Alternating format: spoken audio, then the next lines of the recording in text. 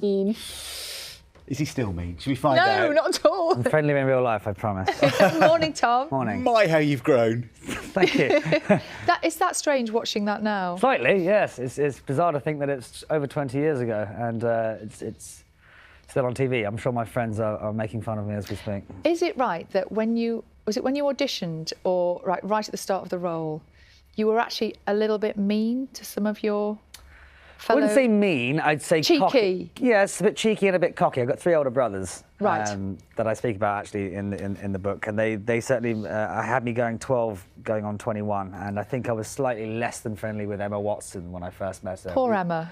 I What know. did you do? Not a lot. I just sort of very cockily spoke about, well, obviously this is the camera and this is the boom microphone, and I think she was very innocently asking me what it was all for, but needless to say, we're good. So you had a bit of essence of Draco? I think so. I think there was a level of cockiness that probably helped get me the part.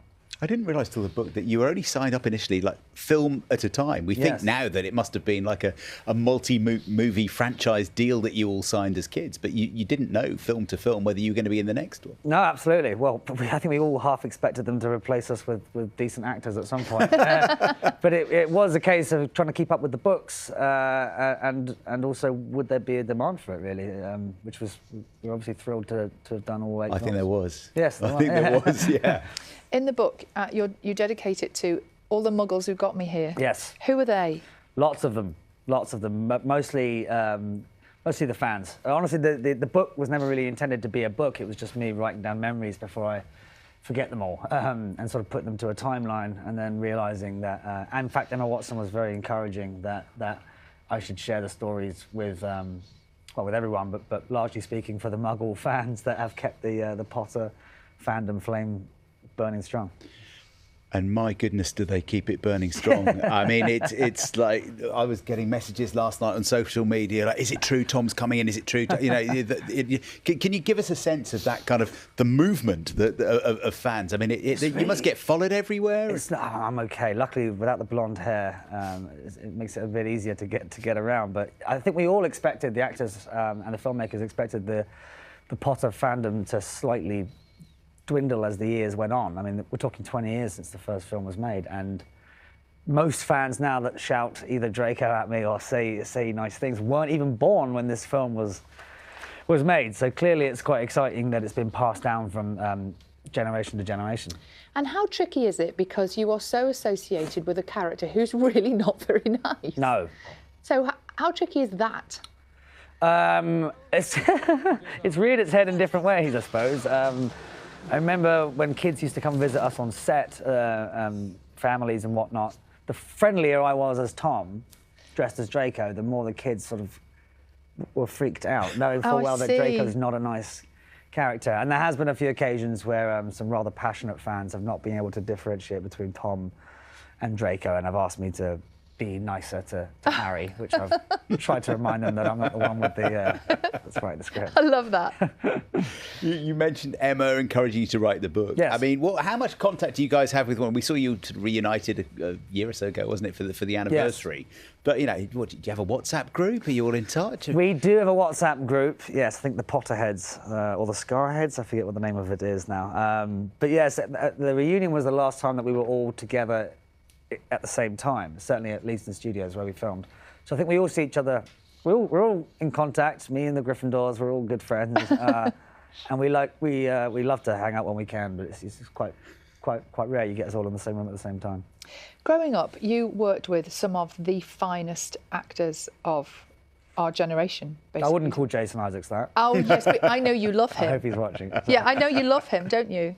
I do. And with good reason. Yeah, absolutely. Yeah, Jason, obviously, he plays my dad in the film, and he's always been a very, great person to work with. He's always talked to me as if I was an adult, but never let the fun.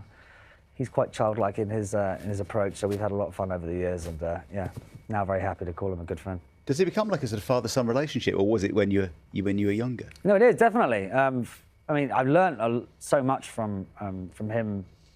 On camera as well as off camera, but mostly it's just having someone not look after you, but look out for you. And he's obviously got a lot of experience in the acting world, and he was very encouraging for me to you know, to stick with it. So I've got a lot to thank Jason for. There's been a lot in the press recently, hasn't there, about J.K. Rowling and her views and how the cast have had to respond to that and react to that. How has that time been for you? To be honest with you, I'm a little bit out of the loop with the specifics, but I'm constantly reminded, so lucky that Potter, to me, has brought together so many walks of life. Every single country I've ever been to, everyone knows about Potter. So I'm quick to remind myself and others that she was the reason that brought so many different, and continues to bring so many people together, which is a wonderful thing.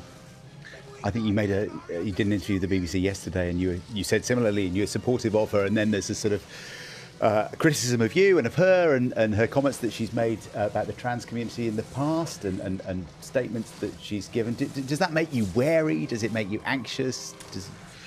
Not really. I try not to focus on negatives of anything that's divisive, really. I'm a very pro-discussion, pro-love type of chap, really. So and anything that doesn't really fit in those categories, don't have too much time for. You talked about that WhatsApp group with the other actors. Yes. Is it something you've talked about, J.K. Rowling, among yourselves? I think the other thing to remind is that Jo was not really as lovely as she has been every time we've seen each other. She wasn't part of making the films quite as much as people might think. I think I only saw her a couple of times while she was there.